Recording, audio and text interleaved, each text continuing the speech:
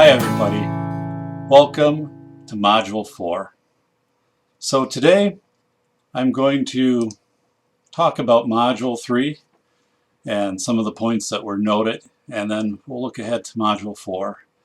So of course I do want to make the correction that LL Bean, yes, I appreciate the company, and I did get another email today. I don't know what the special was, but I did delete it, as I do every day for 365 days a year. But I have a quality LL Bean jacket, which is my go-to jacket whenever it rains outside and I need to run. So Land's End, got a lot of Land's End stuff, and actually do not get the advertisings from Land's End. So pretty interesting how you get stuff from one company and from not from another. So hopefully this will record well. I had a little bit of a computer issue here.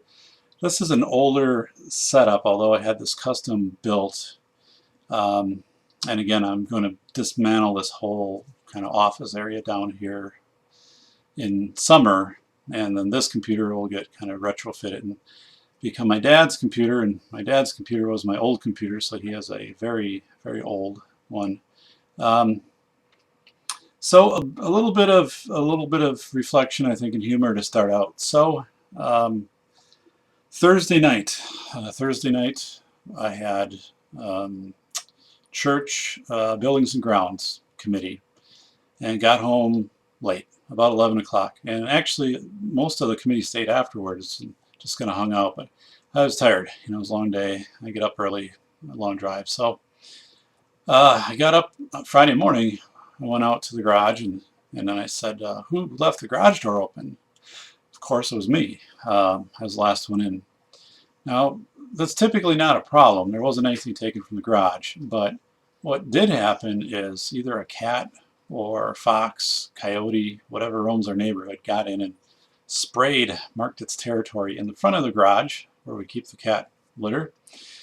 So that was a mess to clean up. It did get cleaned up, though. Thankfully, most of it's concrete. Use this product, Angry Orange. This isn't a product endorsement, but the stuff really works well, and I have to order it off of Amazon, though. Angry Orange. So I was down at UW-Madison earlier this week, and I had to get my ID updated. They issue an ID, it lasts for 5 years, and mine had expired in December. So I went to the new Union South and went to the desk, the help desk, and some college student is giving me directions on where to go to WisCard to get my card. So it's basically like, okay, you're going to go here, then you're going to go here, then there's lines and there's ropes, you go this way but not this way, and whatever. And I just look at him like, what? Like, I didn't get any of that. And he's like, just like the second door on the right. Which literally it was. Yeah, and once you got in, there was a little bit of a maze, kind of like, you know, they used to do at banks and stuff with the ropes. But that was an interesting experience. The picture turned out okay, but I had a jacket plus like a hood that was kind of hanging over the jacket. And when the lady took the picture, it was basically stand back a little bit more, stand to your left, picture taken, here's your ID.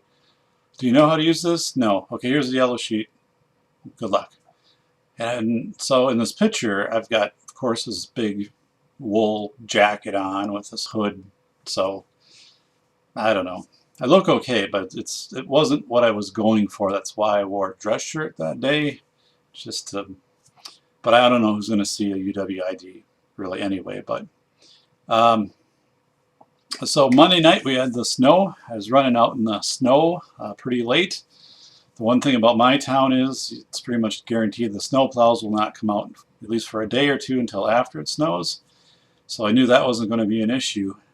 It was interesting, though, because usually I'm the only one out running, like at 10, 11 at night. And there were like 10 people outside running. And then they're all like, hey, isn't it great out here? And, you know, I'm like, yeah, it's like great out here every day. So just thought it was funny because Yeah, normally I'm the only one out there. I'm like, I've got the only footprints out there on the track until March. There's no one else running around that thing in the snow. So uh, had a meeting with my advisor down at UW, and I've been coding 200 pages of interviews. And when I met with my advisor, good guy, we were working on some different layout of the final dissertation so I can defend in May and be done. So I go through and literally show him the transcriptions and then my code books, and he looks at it for about a minute. He goes, "Yeah, this looks good. Let's talk about your outline." So just a little bit inside of me was like, "Oh, okay." I put like 40 hours into that. So, but I hope I did it right. I think I did. So let's talk a couple shout outs here. Vanessa, on your inclusive practices timeline, this goes back to the end of week module 2 actually, but the timelines were extremely well done. So everyone did a great job, and I like how everybody, you took different angles at it. And Vanessa, what I wrote down, you had a Judd and Parker quote, agreed on driving meaning. That meaning was more important than reciting, which really is a key in language and in reading. I mean, shifting from whether you're going from fluency to comprehension. So, back in 1917, 99 years ago, and that's the kind of stuff that we still present today at board meetings. Everybody did a great job. I am very, very impressed. So there was a question about the length of responses and then also the rubric. First of all, your response to a question. So if it has a date next to it in the discussion thread, you need to respond. And then, I'm looking for 2-3 paragraphs. So I'm not going to measure the 150 words. So don't really worry about that unless you're coming in and doing a sentence or two. I mean, you're professionals. You're going to produce that. And part of, from my side, what I need you to see is I do need certain requirements I need to complete for the turbo. Like the rubric has to say things like that. And but don't worry. If something comes up where I feel your posts aren't of the appropriate length or content, I'll get a hold of you and say, hey, we need to change a couple of these things. So I'm not going to ding you on points in that case. But everything looks great. And then just continue to be active contributors, posting back to your peers.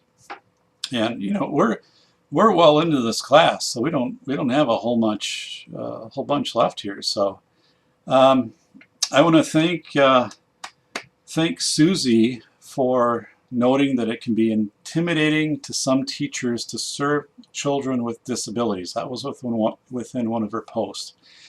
And I have a story that goes with that. It was a teacher that I had worked with.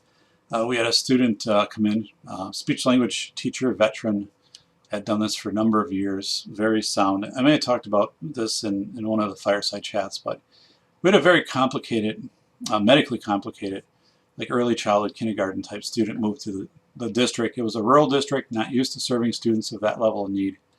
And this speech language pathologist was very intimidated by the needs of this student, and was pretty, kind of removed herself from the team, and it was a very awkward feel because this was the person we'd probably go to kind of anchor the team and then build around.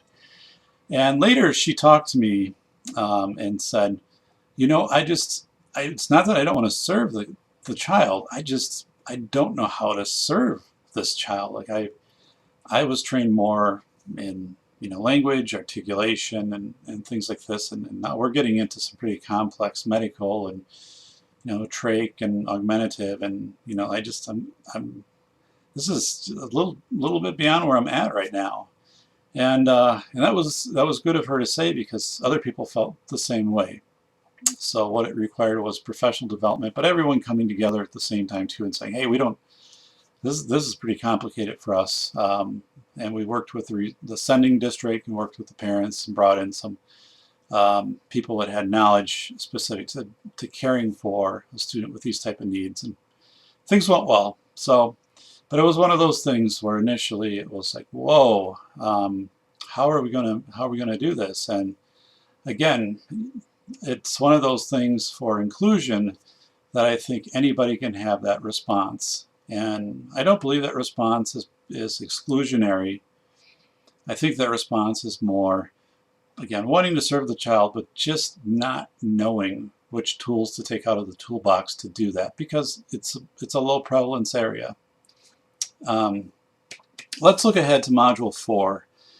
So Module 4 talks about changing your own approach to inclusion. Now, whether you do or whether you don't, I don't know. I mean, definitely, for some of you, you're probably already very inclusive teachers, and what you're picking up through the class maybe is refining a few points or giving some ideas, but might not be changing your practice much. On the other hand, it might be, but what I'm providing can also be tools for you to share and to use to facilitate discussions of inclusion with other staff. So I want you to keep that in mind as you go through this. And I talk about, well, I show the Rita Pearson video. You click on it, and it's short, I think about 8 minutes. And I love that video. Rita Pearson is funny, and she's passionate, just a wonderful educator that really talks, gets right down to what inclusion is, and then also shows the side of herself where she taught a lesson and she taught it completely wrong, and she knew that once she got done with it, she was going through, she's like, oh my goodness, I taught this lesson completely in the incorrect manner. So she went back the next day, apologized to the students, and they said, yeah, we didn't think it was going the way it was supposed to go, but you were so passionate about it, we just let you keep going. And I think that's important too, to show a side to your students now and then that, hey, I mean, we all can make mistakes, and I've done that a number of times. Or you have incomplete information and you get more information, you learn something about it and say, the way we were doing it. I did this recently with a boy with cerebral palsy that working on a switch system. I didn't realize that there was a different type of switch that I could use with him. So we're using a switch which probably wasn't optimal, and it wasn't giving us the results that we wanted. And then once I did a little more research, was able to come across this larger switch and get it positioned in a completely different way, like than where I had it for him. Then all of a sudden his success rate jumped a lot. So I said, hey, the way I was trying to do that with you, I'm glad we did it that way, because we found out that's not the way to do it. But we put in a couple sessions there that didn't get us anywhere. So now we're gonna work in this other direction, which I think is going to get us a lot further. But I think it's in too with parents, to reveal incomplete information. And I said to them, when I talked to the parents, I said, well, we definitely know what we're not going to do, which is this, this approach, but this other approach seems to work pretty well. Rita Pearson talks about relationships, which is so important. I want to give an example. So this week, I work for the Wisconsin School for the Blind and Visually Impaired. And for the first time ever since I've been there, I was invited by the high school 18 to 21-year-old boys to hang out with them in the dorm after school, which really is like from 4 to 5, and to watch them play or play with them Call of Duty. Now you might wonder how that all works when you're visually impaired. There's a huge screen, so like some huge mammoth TV screen, high def, hooked up to a PS2, and then it's one of the kids, he has it, and then he has the Call of Duty, with the headphones and the whole deal. So some of the kids have some vision, so they can make out some of the stuff that's going on. And then the controllers are all tactile, so they vibrate. And so it's pretty amazing, because they're good at it. I mean, they come in and you can work as teams. I didn't know any. I've been out of games for a while, but I felt, one, it was an honor to be invited over to do that. I mean, that showed, okay, we let, as a teacher, we appreciate that you're here, and we want to, you know, include you in this. And for me, I think it was important to accept that offer and, spend that time in a kind of a non-school environment, just over in our dorm lounge. Um, and it was kind of funny at the end because they wanted me to play, so they're showing me, okay, here's a controller. So when I was a gamer back years ago, and I'm telling them, hey, back in 1981, I had an Intellivision, and 1981. Um, so they're thinking, what? And I'm trying to describe this to them. I'm like, yeah, there was a keypad. It's kind of like a phone, and then there was a disc at the bottom, but it was like really sharp, so they cut your hand up. It's really a weird deal, But and kind of, I got a couple systems after that, but they're showing me these controllers, which are just elaborate. Like they've got different, all different buttons, tactile feedback, and things. So they're giving me the crash course of, okay, you're going to use this one on the left, and this is going to like move you through, and this is going to aim, and this is going to do this, and this will jump, and if you hit this, I'm like, okay, I'm never going to get this, but I'll play it. Okay, I'll be on your team. And so I played a couple games, and it was, I mean, I was horrible. Because I just don't know what I'm doing. It was fun though. I mean, but it was good to do that, to accept that too, and to let them, go into, I think, the role of teacher, and yeah, I mean, it was a cool thing to do. But so relationships, very important, because um, these are, some of the kids I work with, and actually some of the kids in that group had at one time been gang members. Um, had some other very very tough histories, and not to get into it any more than that, but I mean, flat out, just imagine losing your vision. I mean, probably half of the kids lose their vision after they've had vision. So you can be 14 years old, and then all of a sudden be diagnosed with something, and 6 months later 90% of your vision is gone. It's amazing, how fragile that is. But so that was cool as a relationship. But yeah, I'm not a good gamer anymore, but I was a good sport. And it goes down to having agency and purpose. And agency and purpose is so important. Agency is that you know who you are.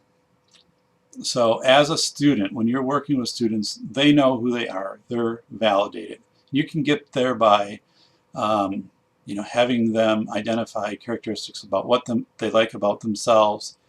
And a way to do this, that I've done this, which has worked pretty well, is to getting smaller groups of kids together and having them write about, like, some of the other kids in their group, like, what do you like about this person, this person, this person, and what are they good at, and why do they make a good friend, and some of those things. And then when you're having that read back to you when you're a kid, your peers reading, okay, I like you because this, you're always helpful, like in out at recess, if somebody needs help learning a game or something, you'll take the extra time. Or you're always helpful, like in waiting on the bus and making sure that I have a seat, or other, the younger kids get to sit where they need to, whatever it is. But so agency, and that you'll see that in a lot of counseling programs now. But agency, letting kids be validated, and that they're important, and they know that they're important. And the second part is purpose. So, what is your purpose? And purpose gets into goals and goal planning. So when you talk about inclusion and part of the community, it's in the present, but it's also about the future. So what is that classroom going to look like in a year or two, and how are all the kids, what are their goals? How are they going to work together and use their different skills and talents. And we'll talk about Bill Porter when we get to your Bill Porter project, but one of the things to think about with Bill is agency and purpose.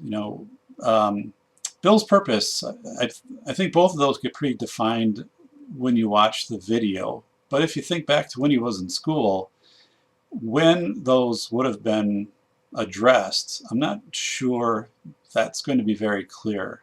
Now, that's not a requirement that you address that, but if you want to talk a little bit about how Bill's agency and purpose would be addressed,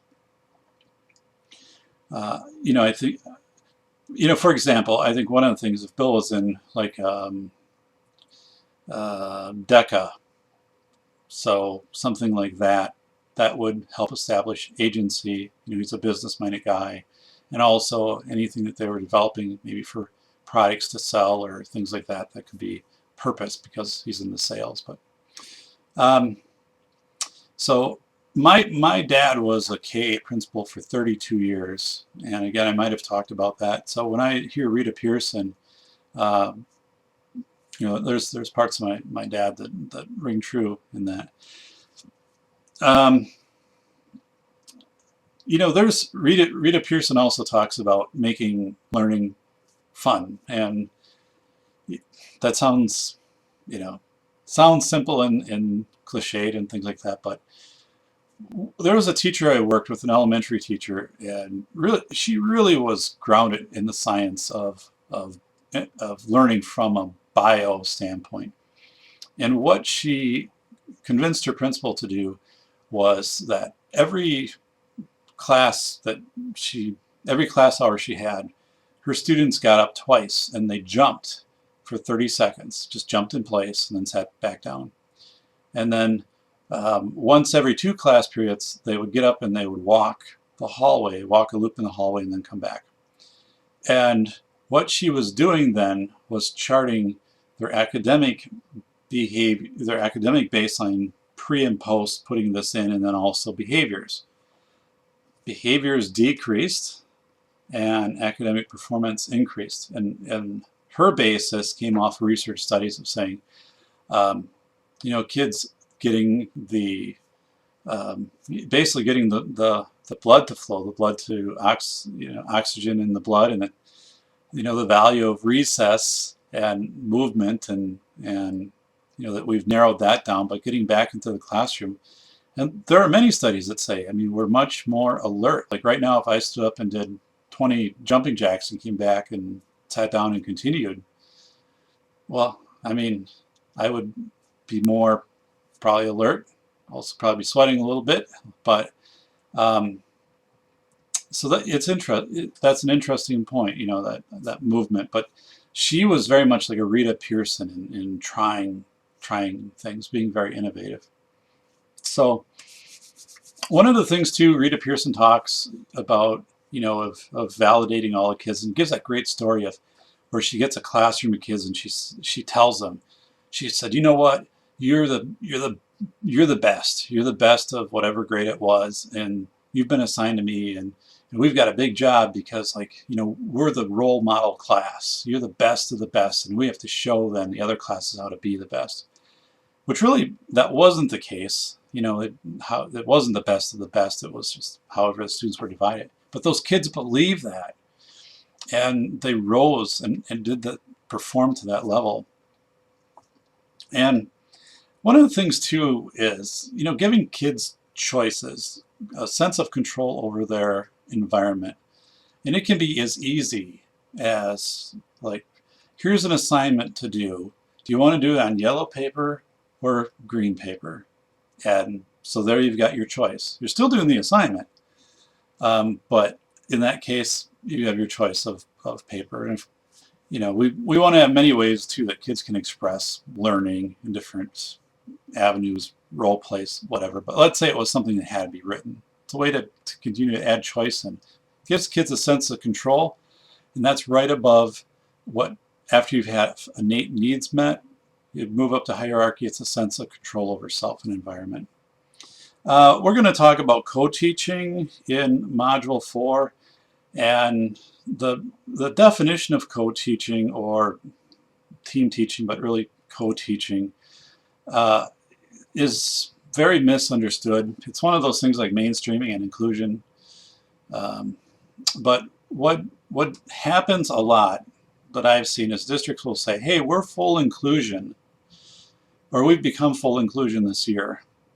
And what that largely means is we've become fully mainstreamed, and our special education teachers now are serving students within the regular education classroom.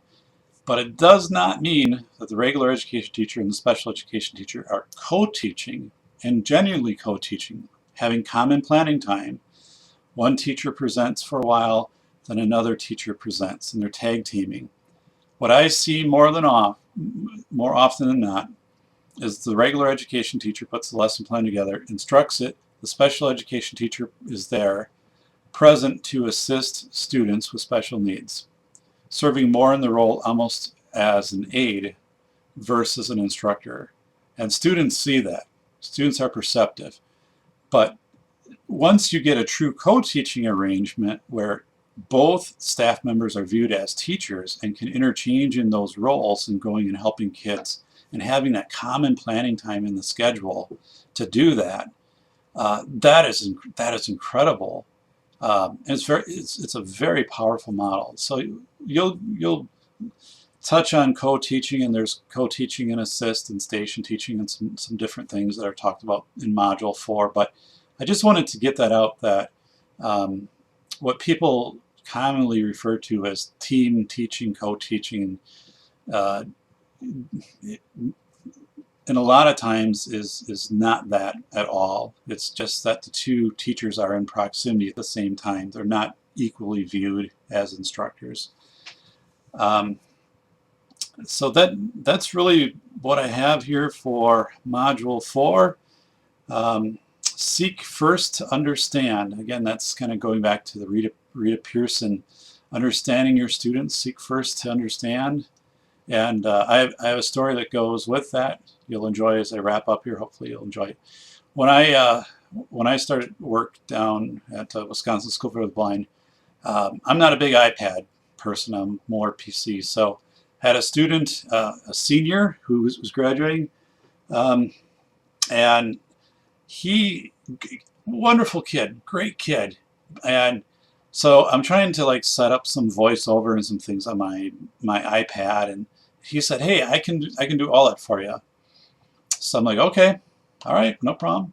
So I hand him the iPad, and then he starts like moving, things are moving around, stuff like that. And pretty soon, you know how you get that feeling like, I'm not sure, like he's exactly knowing what he's doing on this. So, especially he starts to repeat a few things, and he's talking to Siri and trying to get a little bit of help. And then all of a sudden, he got to a point where he kind of just locked up the iPad. And he said to me, like, this is as far as I can go, Mr. P. And I said, okay, no problem. You tried. And I took it to the tech guy, and we got it straightened out. But I thought that was really a funny example of seeking first to understand, and also building relationships. I want to go, I have it marked here before I forget, but Rita Pearson talks about the student that gets 2 out of 20 right on a paper. And instead of putting -18, the Rita puts +2. And then she said, I'm celebrating a +2 because you're going to practice this and you're going to get better and you're going to go above that +2. The student's like, yeah, I am. And wow, I mean, what a way to look at things. Deficit model versus a positive perspective. And think about that during IEP meetings. Think about that when you put students in groups, when you're doing parent-teacher. I mean, there's so many things. The way you frame it, the model, has so much to do with that school culture, so much to do with inclusion. We're all a family. We are more similar than we are different. And all of us are unique. All of us are unique. So, thank you for spending this time with me as we prepare for Module 4. I will remember to put the garage door down, and I am preparing for, I think we have a snowfall possibly coming in next week, so getting ready for that. And that's it, ladies and gentlemen, and have a very good module, and I'll be back right here, same time, same place, same channel next week. So thank you very much.